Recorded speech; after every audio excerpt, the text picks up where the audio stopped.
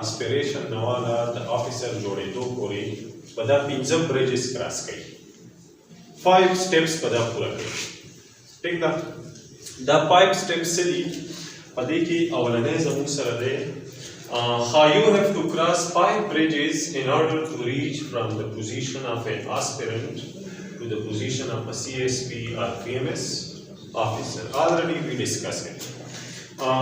دویم زموږ سره the first bridge یا first step هغه زموږ سره ده reading. څه شی ده؟ reading. اولنې خبره لکه وختي مونږ د څلور areas ډسکس کړو نو دغه څلور areas کې اولنې step زموږ لپاره څه دی؟ reading. ٹھیک ده؟ دا کوم recommended books چې مونږ وویل او یا دا کوم areas مونږ بیان کړو نو to specialize in those areas یا to cover the syllabus first we have to read. څه شی دی؟ reading. Reading is the first step. This is actually the beginning of the journey. تاسو commitment وکړو چې I have to prepare for it. No, the first step is reading.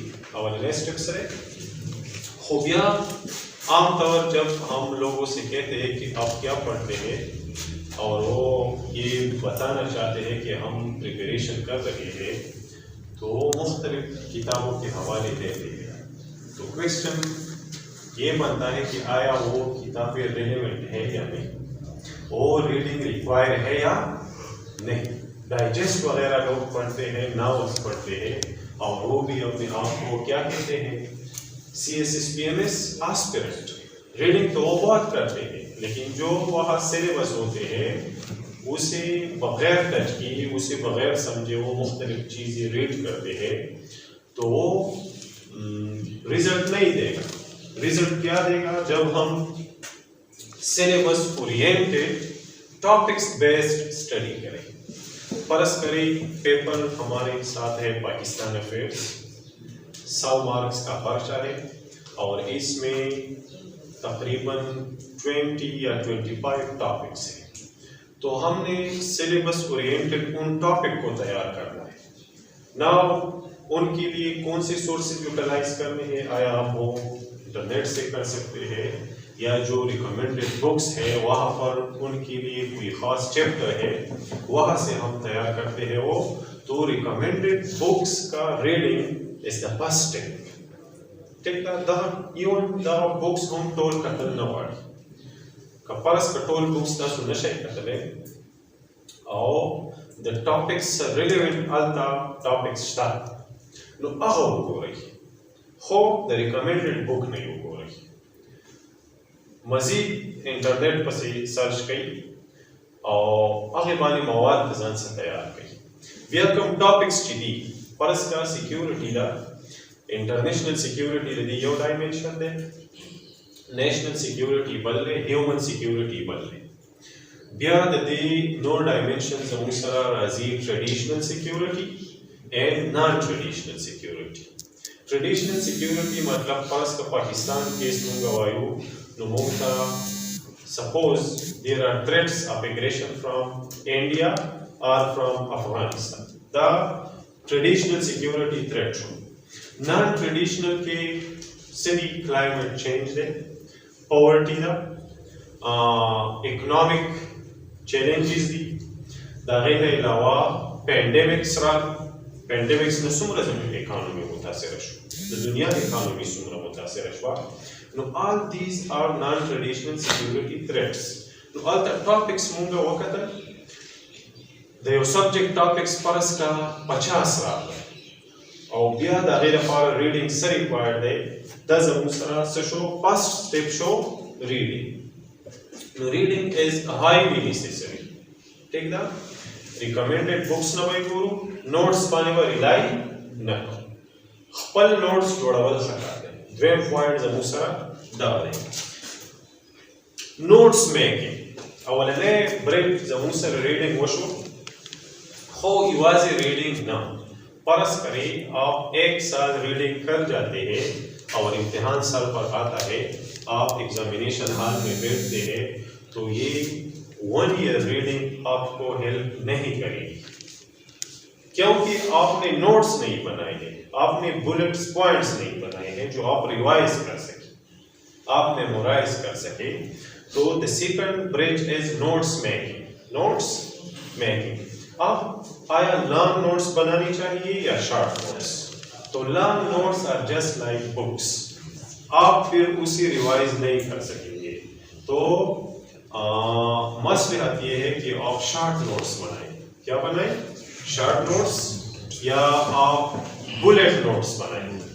Bullet notes main theme आपके जहन में already है और आप फिर उन points को revise कर सकते हैं और ये एनी एग्जामिनेशन के लिए आप कर सकते हैं। अगर आप एनुअल एग्जाम दे रहे हैं बीएस में, मास्टर में, तो वहाँ पर भी ये अप्लाई हो सकती है कि आप नोट्स बनाएं। अगर आप नोट्स नहीं बनाते तो फिर आप एग्जाम में अच्छी परफॉर्मेंस नहीं कर सकते। तो notes making is necessary. This is the second bridge. The third bridge is memorisation. Memorisation यानी जो नोट्स आप बनाए आप बार बार उसे पढ़ लें, उसे देख लें, उसे लिख लें, ताकि ये आपको मेमोराइज हो सके, मतलब आप हिफ्ज कर सकिए। वैसे तो रट्टा लगाना cramming is not a good habit, लेकिन certain things you have to memorise.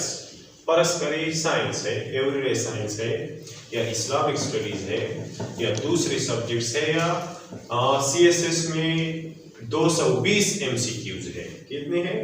हर पर्चे में 20 एमसीक्यूज है और फिर 11 पर्चों में ये एमसीक्यूज पोर्शन होता है, तो टोटल 220 एमसीक्यूज, मतलब आपके 220 मार्क्स एमसीक्यूज से आएंगे।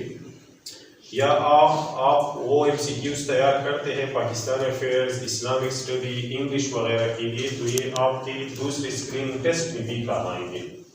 तो आप you have to memorise certain parts of your syllabus, even the whole syllabus, if you have comprehend or researched in notes, और फिर आपने उन्हें क्या करना है? मेमोराइज करना है।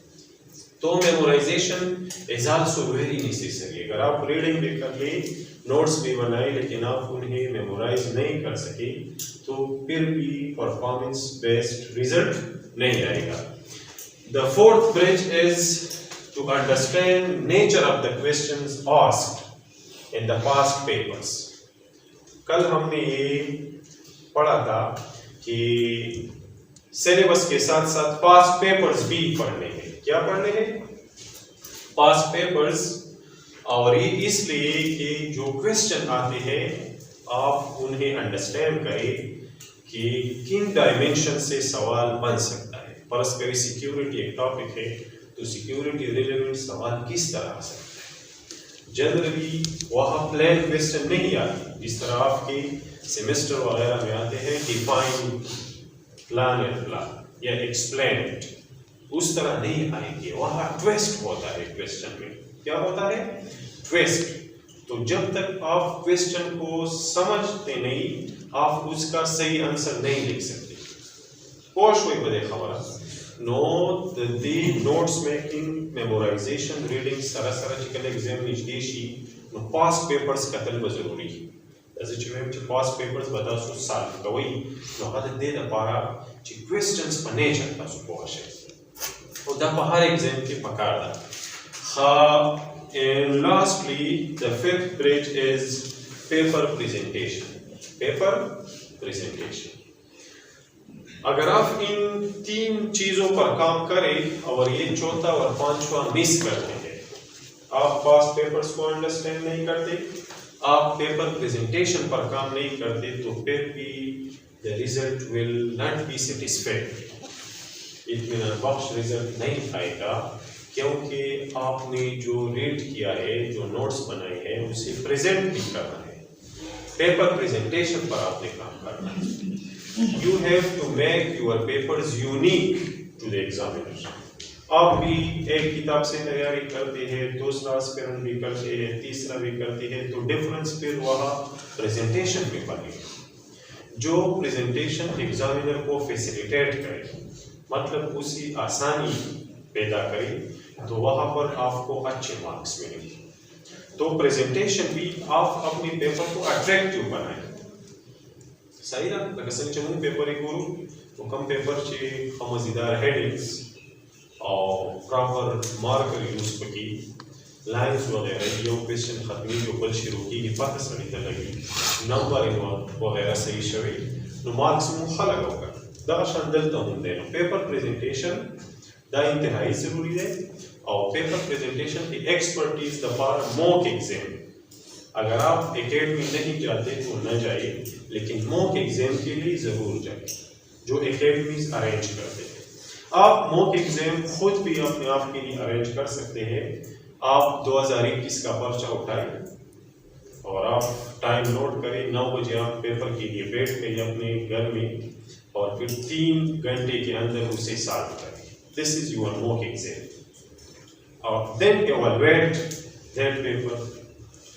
किसी एक्सपर्ट से इसको एवैल्यूएट करें, ये जरूरी है।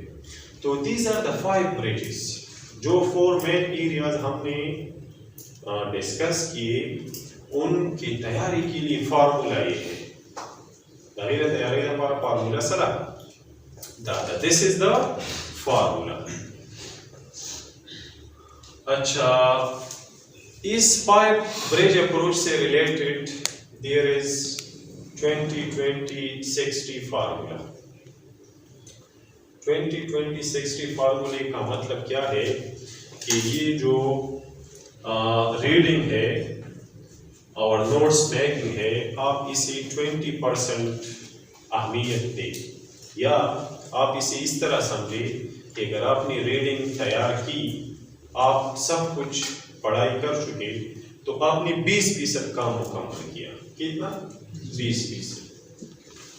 अब अगर एक बंदा ये मुख्तलिफ बुक्स पढ़ ले और सिर्फ रीडिंग कर चुका हो, तो वो कॉम्पिटिटिव एग्जाम के लिए कितना प्रिपेयर है? 20%। आमतौर पर इतना ज्यादा जो फियास्को है, मतलब फेलियर है, अभी इस साल तकरीबन 3% रिजल्ट आया है CSS का। कितना रिजल्ट आया है? मतलब 16-17 हजार में 250-300 लोग पास हो गए हैं। तो इसकी बुनियादी वजह यह है कि लोग रीडिंग तो कर जाते हैं, लेकिन ये बाकी स्टेप्स को इग्नोर करते हैं, ये नहीं करते। तो अगर आप रीडिंग कर ले तो you have done 20% of the job. अगर आप नोट्स मेकिंग कर ले तो फिर 20% मोर, आप 40% काम कर गए। बाकी 60% काम किधर है? वो है in memorisation, paper presentation techniques, past papers and mock exams. 60% काम इधर पड़ा है। लोग ये 40% तो कर जाते हैं, 60% भूल जाते हैं, और फिर रिजल्ट क्या होता है कि कास्टिफिक तबाहकुन रिजल्ट आ जाता है। ठीक ना? No, this is the 20-20-60 formula. बदे कोश हुई सही ना? देना वक्त की कम 5 ब्रिजेस दी, बाकी के दावलने और द्वेम दा जमू सरा 40% कार कवर कई, दा बाकी जमू सरा 25 शुरू के और दा तकरीबन द हर एग्जाम दा पार गई वाज CSS PMS ना कता सु हर रिजल्ट वाड़े पर एनी एग्जाम के नो सचर पकवी मेमोराइजेशन और पेपर प्रेजेंटेशन वाले बा कार कवी, पास्ट पेपर्स बा कंसल्ट कवी। ठीक ना? Acquire the necessary skills to qualify and get selected. लोग अटेम्प्ट तो करते हैं, लेकिन जो रिक्वायर्ड स्किल्स होते हैं वो एक्वायर नहीं करते। अभी ये जो एरियाज हम डिस्कस कर रहे हैं, ये जो फार्मूलेज वगैरह डिस्कस कर रहे हैं, इसके अलावा राइटिंग स्किल के बारे में हमने बात की, अंडरस्टैंडिंग ऑफ द क्वेश्चंस के बारे में हमने बात की। These are actually the skills. ये क्या है? स्किल्स है। आप सिलेबस